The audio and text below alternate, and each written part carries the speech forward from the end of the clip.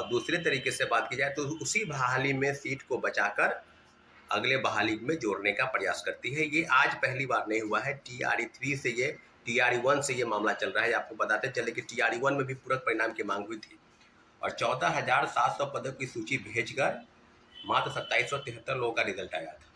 उसमें से भी लगभग 25 से 30,000 पद रिक्त थे। इसके बाद भी कोर्ट में याचिका दायर हुई, कई केस जो है हम लोग जीते, लेकिन उसके बाद डबल बेंच में मामला चला गया, वहाँ भी फैसला रिजर्व रखा गया और फिर केस को डिसमिस किया गया। TRE 1 का मामला, TRE 2 में भी पूरक परिणाम के लिए कई याचिका दायर है। पद को खाली रखने का इनका जो बेहतरीन तर्क है कि योग्य अभ्यर्थी नहीं है, मेरिट वाले अभ्यर्थी नहीं है, इसलिए पद को खाली रखा गया है। जबकि मेरिट वाले अभ्यर्थी हैं, मिनिमम कटअप को पार कर लिए, भाषा अर्हता के पेपर को पास कर लिए और आपके पास पद रिक्त हैं तो वही पद को अगली बहाली में जोड़ लेंगे। जैसा कि विधानसभा सत्र के दौरान जो प्रश्न पूछा गया तो जो विभागीय मंत्री थे वो लिखित रूप में उन्होंने कहा है कि TRE 3 के जो पद हैं उसको TRE 4 में जोड़ा जाएगा जो आगामी बहाली आने वाली है। तो फिर आप जब अभ्यर्थियों से मिलते हैं, चाहे वो शिक्षा मंत्री हो, उस दिन भी 6 मई को जब हुआ तो शिक्षा विभाग के कई पदाधिकारी आए और छात्रों अभ्यर्थियों को, जो महिलाएं थी, जो पुरुष थे अभ्यर्थी, उनको उन्होंने कहीं ना कहीं एक तरह का ठगने का काम किया। उनको उनके मंसूबों को उन्होंने कहा कि ठीक है हम देख लेंगे, आप लोग जो है सो प्रतिबंधित क्षेत्र में चले गए हैं, आने वाले समय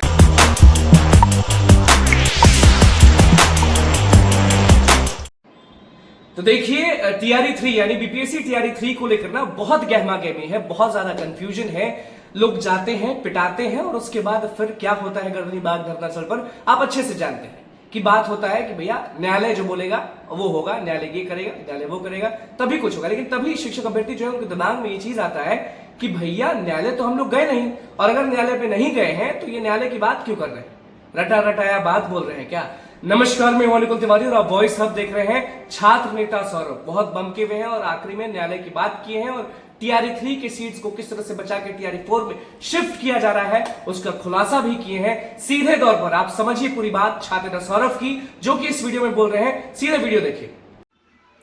हेलो साथियों, जय हिंद।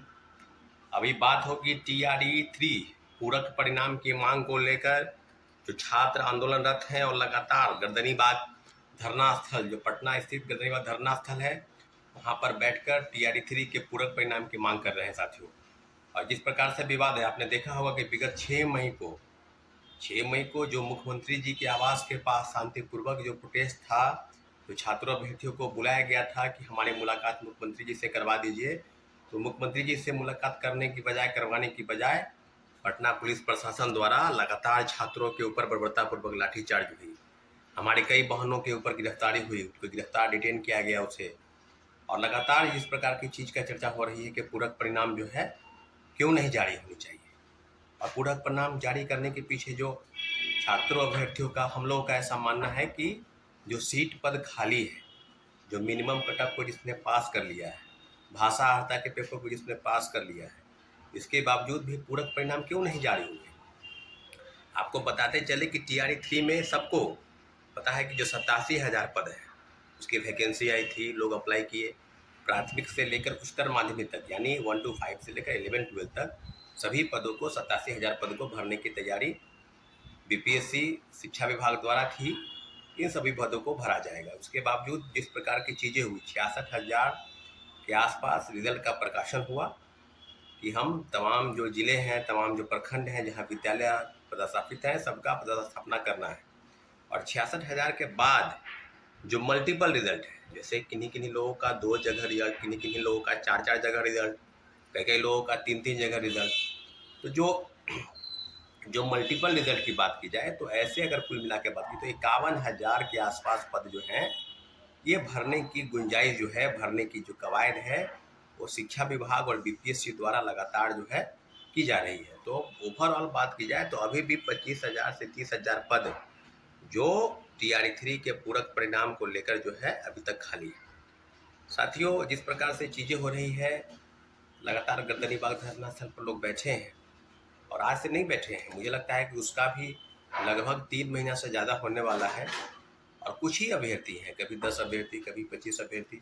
और जब प्रोटेस्ट की तैयारी होती है, जब कुछ डेवलपमेंट होता है कि जाना है तो लगातार जो है वहाँ पर मोबिलाइजेशन होता है, छात्रों अभ्यर्थियों को बुलाया जाता है, जो शिक्षक अभ्यर्थी हैं TRE 3 के उनको बुलाया जाता है और ओवरऑल सारी चीज़ों के बारे में आगे तक। लेकिन जिस प्रकार से शिक्षा मंत्री, जो वर्तमान में शिक्षा मंत्री हैं, छात्रों के ऊपर लगातार वो कहते हैं कि हम कर देंगे, कल आइए, परसों आइए, कभी उनके आवास से मुलाकात करते हैं अभ्यर्थी तो उनके ऊपर आश्वासन देते हैं कि हम BPSC को जो है शिक्षा विभाग ने लेकर भेज दिया है, आप निश्चिंत होकर रहिए, हमारी सरकार लगातार अभ्यर्थियों के लिए काम कर रही है, बेहतर काम करेगी। और सुनील कुमार जी वहीं दूसरी तरफ महिलाओं को धकिया रहे हैं। JDU कार्यालय में एक महिला गई थी जिनसे बातचीत करने के बजाय उसे धकियाते हुए नजर आए।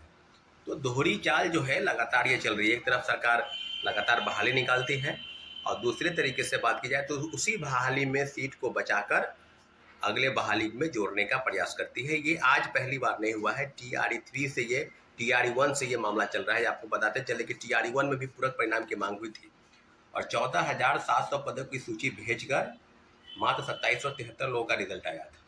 उसमें से भी लगभग 25 से 30 हज़ार पद रिक्त थे। इसके बाद भी कोर्ट में याचिका दायर हुई, कई केस जो है हम लोग जीते, लेकिन उसके बाद डबल बेंच में मामला चला गया, वहाँ भी फैसला रिजर्व रखा गया और फिर केस को डिसमिस किया गया। TRE 1 का मामला, TRE 2 में भी पूरक परिणाम के लिए कई याचिका दायर है। पद को खाली रखने का इनका जो बेहतरीन तर्क है कि योग्य अभ्यर्थी नहीं है, मेरिट वाले अभ्यर्थी नहीं है, इसलिए पद को खाली रखा गया है। जबकि मेरिट वाले अभ्यर्थी हैं, मिनिमम कटअप को पार कर लिए, भाषा हत्या के पेपर को पास कर लिए और आपके पास पद रिक्त हैं तो वही पद को अगली बहाली में जोड़ लेंगे।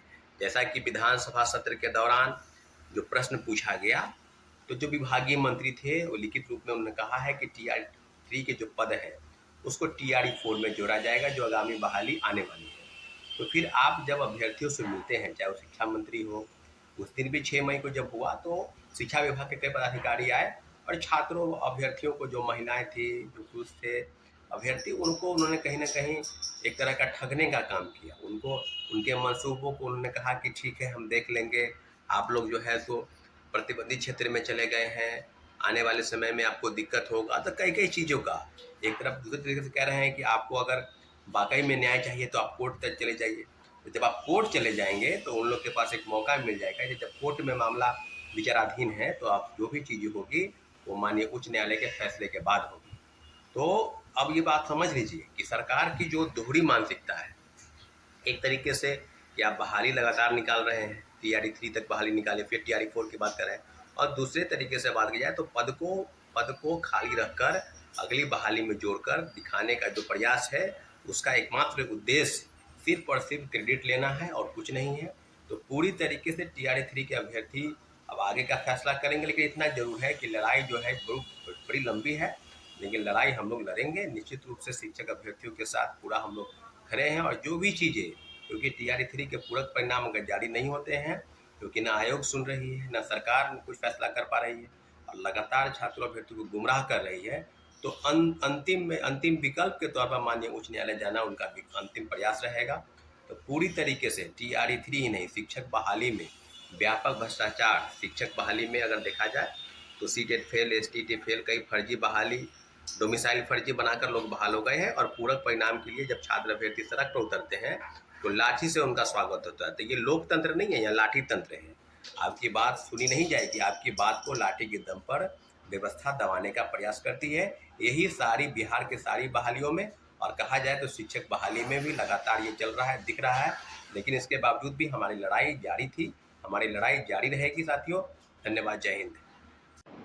तो छात्र नेता सौरभ का क्या कुछ कहना था वो आप वीडियो में सुन लिए। अब आप कमेंट बॉक्स में जरूर बताइएगा कि आप लोग का क्या कहना है, क्या सोच रहे हैं आप लोग, क्योंकि आंदोलन की तैयारी फिर से हो रही है और इस बार कह रहे हैं कि एक धक्का फिर से और उसके बाद सब चीज उलट पुलट देंगे। शिक्षक अभ्यर्थी बहुत परेशान चल रहे हैं क्योंकि उनका एज खत्म हो गया है और कहीं ना कहीं उनको डर है कि TRE 4 में उनको मौका नहीं मिलेगा। तो अगर TRE 4 में शिफ्ट किया जाएगा TRE 3 का सीट तो सब चीज तहस नहस हो जाएगा। बताइएगा आप जरूर कि कमेंट बॉक्स में कि आपका क्या सोचना है और शिक्षा विभाग की गलती है, शिक्षा मंत्री की गलती है, नीतीश कुमार की गलती है या किसकी गलती है, जरूर बताइएगा। बहुत बहुत धन्यवाद। चैनल को सब्सक्राइब कर लीजिए, फेसबुक पेज को लाइक कर लीजिए। धन्यवाद।